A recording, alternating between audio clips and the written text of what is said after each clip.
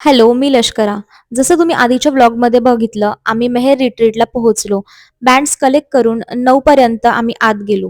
वेळेत पोहोचल्याने नाश्ता आधीच सुरू झालेला होता, सो पटकन नाश्ता करायचं ठरवलं. नाश्त्यामध्ये मिसळ पाव, शिरा, पोहे, चहा, कॉफी असे ऑप्शन्स होते. त्यानंतर आम्ही चेक केलं तर 80% ॲक्टिव्हिटीज ह्या 11 वाजेनंतर सुरू होणार होत्या. एका बोर्डवरती सगळ्या ॲक्टिव्हिटीज, त्यांचे टायमिंग्स आणि डिरेक्शन वगैरे असे मेन्शन होते.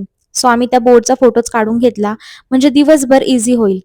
तिथं आलेल्या प्रत्येक ग्रुपला किंवा पर्टिक्युलर नंबर ऑफ ग्रुप्सला वेगवेगळ्या कलरचे बँड दिलेले होते आणि आपल्या बँडच्या कलरनुसार आपल्याला हुरडा एन्जॉय करता येणार होता. जसं आमचा ऑरेंज बँड होता आणि आमचे ऑरेंज बँडचा 11चा टायमिंग होता.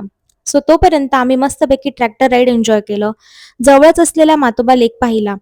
त्यानंतर आमच्या हुरडा पार्टीची वेळ झाली होती. सो मस्तपैकी गरमागरम चुलीवरचा हुरडा, मक्याचे कणीस, चटणींसोबत एन्जॉय केले. साधारण 12 वाजेपर्यंत गप्पा गोष्टी आणि हुरड्याचा आस्वाद घेतला. त्यानंतर आम्ही वॉटर ॲक्टिव्हिटीजला जायचं ठरवलं. लंचच्या आधीच स्विमिंग आणि वॉटर ॲक्टिव्हिटीज एन्जॉय केल्या. त्यानंतर मस्तपैकी पोटभर लंच केला. त्यात पूर्ण सात्विक आणि घरगुती स्वाद होता. त्यानंतर तिथे एक पेडझू नावाचा एरिया बनवलेला आहे, जिथे खूप विविध प्रकारचे पक्षी आहेत आणि त्यांच्याबद्दल माहितीही सांगितलेली आहे. तिथे एक मस्त ॲक्टिव्हिटी अशी होती, की त्यांना आपण छान हातात दाणे घेऊन खाऊ घालू शकतो आणि एकदम मस्त आणि एक वेगळा अनुभव होता.